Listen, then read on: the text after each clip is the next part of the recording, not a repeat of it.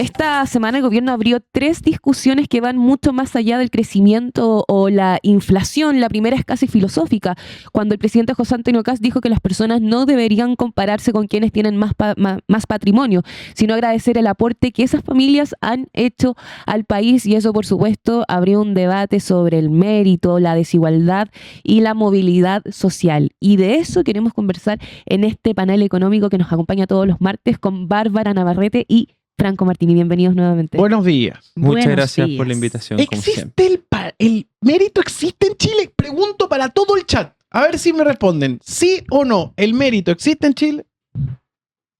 Hoy se quedan callados. No se Preguntaste al chat, no a nosotros. Ya, po. pues, usted- Yo me lavo las manos al tiro. Le extiendo a la gran familia. No, yo creo que ahí hay una... hay ciertas personas que pueden, a partir del mérito, efectivamente tener buenos resultados en la vida, ser profesionales, tener en ello mejores resultados, pero hay condiciones basales de acumulación de riqueza que son bien difíciles de desafiar con mérito. Y en eso lo que hace el presidente Kast, diría Marx de alguna manera, como se lo reflexionaría de otra manera, ¿cierto? ¿Quién es quien genera la riqueza? Los trabajadores que les pagan un salario que no logra compensar el valor entonces de su esfuerzo y de su trabajo, y los empresarios evidentemente disponen de ello con su capital, pero creo que hay ciertas condiciones estructurales que son difíciles de desafiar con solo mérito, y de hecho particularizaría en que lo que le menciona la persona, esta señora en Temuco, al presidente Kast no fue los ricos versus los pobres, sino le dijo: yo con mi familia, con mi esposo, trabajamos, tenemos 2 salarios y aún con eso no podemos pagar el estudio superior de mi hijo.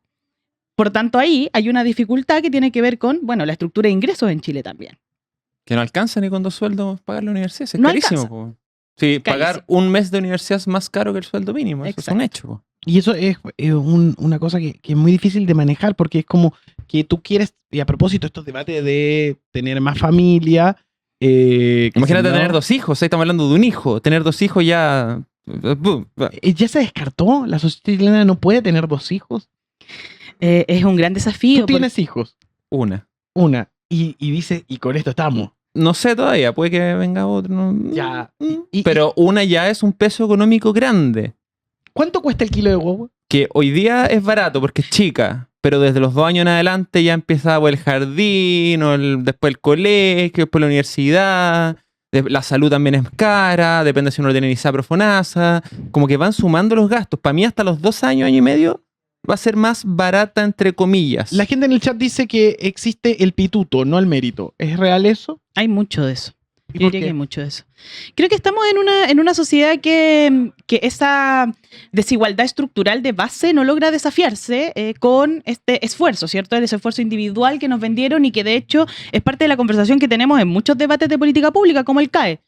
La promesa de la educación superior, siendo profesional, siendo universitario, entonces mi vida se va a resolver. Pero después se encuentran esos mismos jóvenes esperanzados con que van a tener un mejor salario, con una muralla donde ese mérito no fue suficiente, al parecer, ese esfuerzo no fue suficiente, y por tanto se encuentran con salarios muy bajos y con oportunidades laborales que están muchas veces capturadas por el conocido.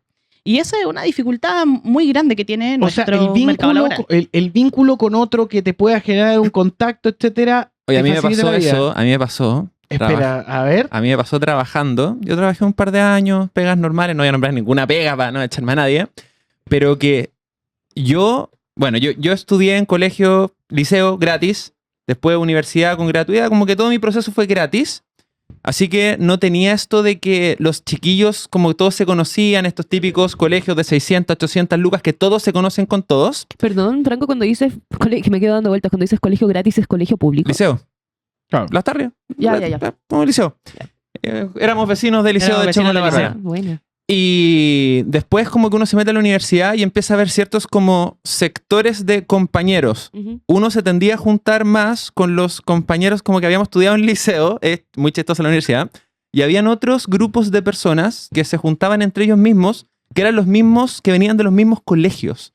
Y después en los trabajos se da la misma dinámica, que todos se conocen con todos y son los mismos, como, mira, yo estudié en este colegio, y esa pregunta a mí me da risa. ¿en qué colegio estudiaste, weón? Yo no preguntaba eso, pero a mí me lo preguntaban y era como, en Las Tarrias. ¿Y qué es eso? No, el liceo que está acá al lado, po, weón. Nadie cachaba, obviamente, en Las Tarrias, pero todos se conocían. Sí, la prima de este. Después en el trabajo me pasó lo mismo. Llegaba una compañera, un compañero nuevo. Tú eres la prima del no sé cuánto, el primo. Y yo como, ¿cómo se conocen todos, weón?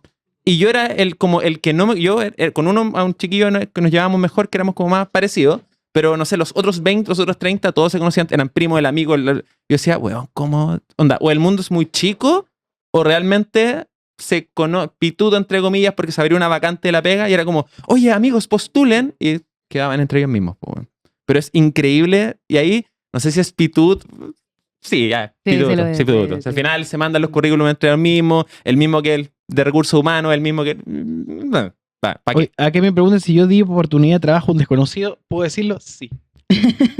Sí, ahora uno se arriesga, pero no deja de ser lo más mérito. Pero muchas veces los mismos de recursos humanos tienden a contratar a personas más conocidas, y eso se da mucho.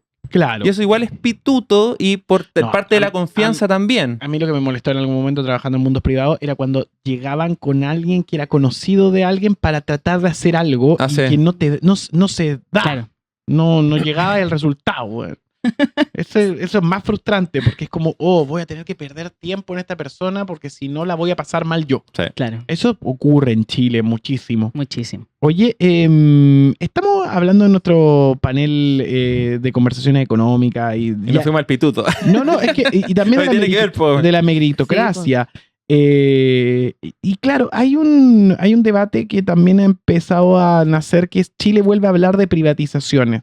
Y un círculo económico empezó a instalarse la posibilidad de que el Ministerio de Hacienda entregue fórmulas para incorporar capital privado en empresas estatales o vender parte de sus activos públicos como Codel, CONAP, EFE, en un debate histórico de Chile que es el rol del Estado en la economía. ¿Es buena idea? ¿Es mala idea? ¿Qué es lo que ustedes leen? Mala idea.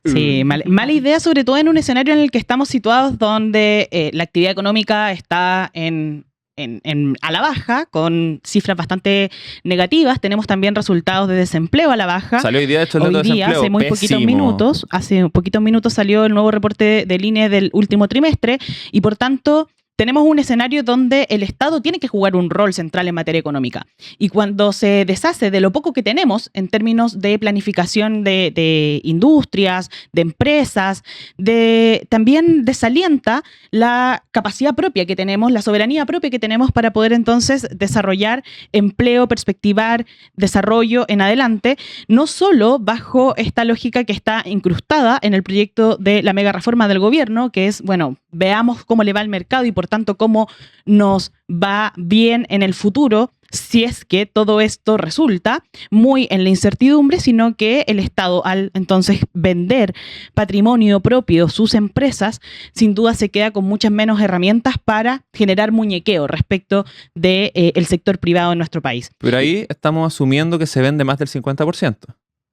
No estamos asumiendo que se vende una parte minoritaria, como lo hicieron con Novandino, como con la parte del litio de Codelco. Si se vende, por ejemplo, un 20, un 30, un 40% sin que pueda opinar el privado, que pueda estar sentado en la mesa, hay como para quizás opinar sin voto de decisión, como lo hace con el litio, como Sokimich con el final Codelco, ahí podría ser plata fresca para el Estado, sin al final decisión, que yo creo que por ahí va a ir, porque no creo que hayan votos ni nada para, no sé, privatizar Codelco, privatizar ENAP, porque los mismos sindicatos tampoco lo permitirían, yo creo, ahí te queda la cagada. Yo no me sorprendo con nada de este gobierno, pero... No, Zeta, no. Pero sí, la verdad es que... Pero yo creo que no iría por privatizar al 100%, yo creo que sea privatizar minoritariamente. De hecho, el sindicato de ENAP, si no me equivoco, fue de ENAP, que dijo que por lo que están viendo y por las conversaciones sería como privatizar partes no estratégicas o privatizar partes como minoritarias. Como no, por las conversaciones que han habido por lo menos con sindicatos. Porque yo creo que el sindicato se tira, pero así como... Igual de todas maneras no estoy de acuerdo. ¿Por qué? No, creo que necesitamos un Estado que tenga un rol más estratégico en materia económica, que pueda empujar entonces direccionadamente, en conversación sin duda y en alianza sin duda con los privados que emplean casi el 50% de la fuerza laboral formal, la gran empresa. Por lo tanto, necesitamos esa conversación virtuosa. Pero en ello el Estado tiene que jugar un rol estratégico, un rol que le permita entonces decir, bueno, hacia allá van nuestras industrias y hacer conversar de mejor manera tanto lo que se enseña, por ejemplo, en la educación superior, lo que se necesita en las regiones para producir de forma más dirigida y para entonces tener un crecimiento sostenible en el tiempo, en adelante, no solamente bajo la promesa del chorreo. Por lo tanto, creo que en esa dirección no hay un plan oculto acá, creo que básicamente es un nuevo una nueva pieza en el tablero de este engranaje altamente neoliberal de la agenda económica del gobierno.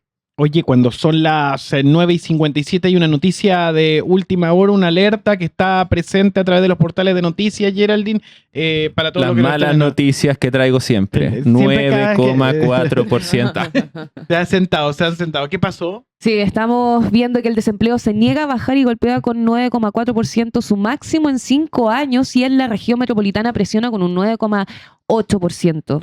El empleo en Chile continúa bajo presión y con señales críticas porque durante el primer trimestre, marzo-mayo de este año, la tasa de desocupación en Chile se ubicó en 9,4, un nuevo máximo de los últimos 5 años en la región metropolitana. En tanto, la estimación de la tasa de desocupación en el mismo periodo alcanzó 9,8, aumentando 0,3 pp en 12 meses. De acuerdo con el reporte entregado este martes por el Instituto Nacional de Estadísticas de Chile, la tasa de ocupación informal también continúa en altos niveles. Se situó en 27,0 con un incremento de 1 punto en un año.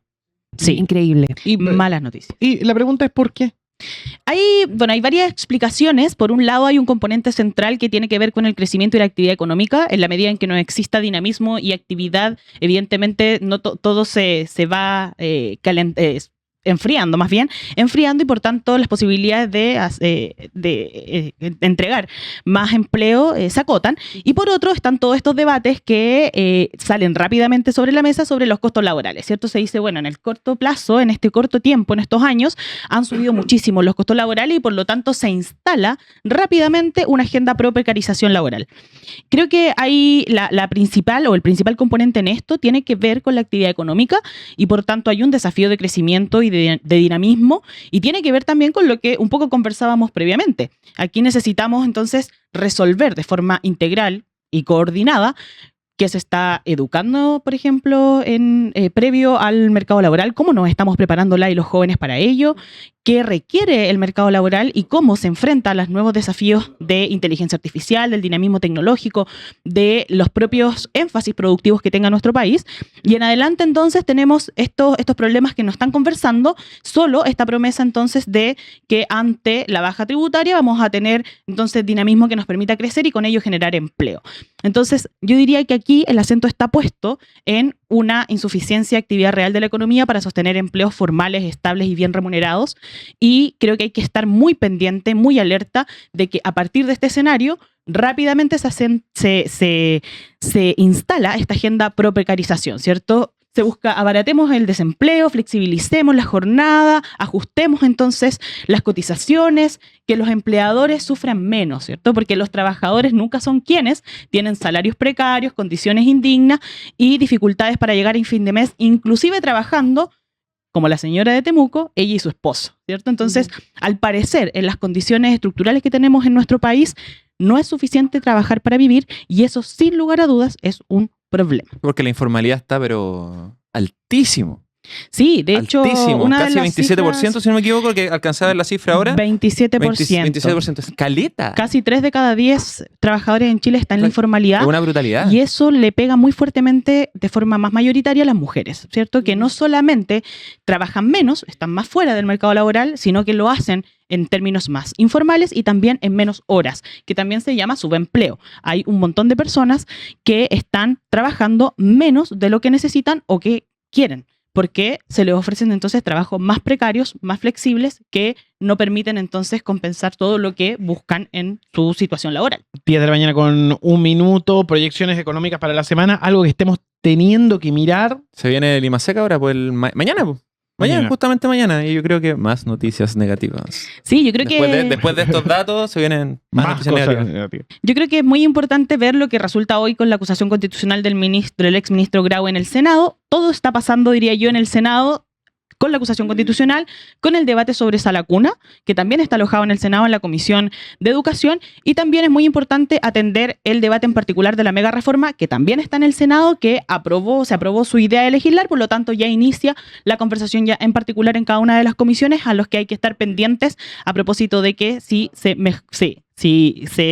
generan modificaciones en el articulado que tiene este megaproyecto. Muchas gracias a los dos esta mañana de día martes.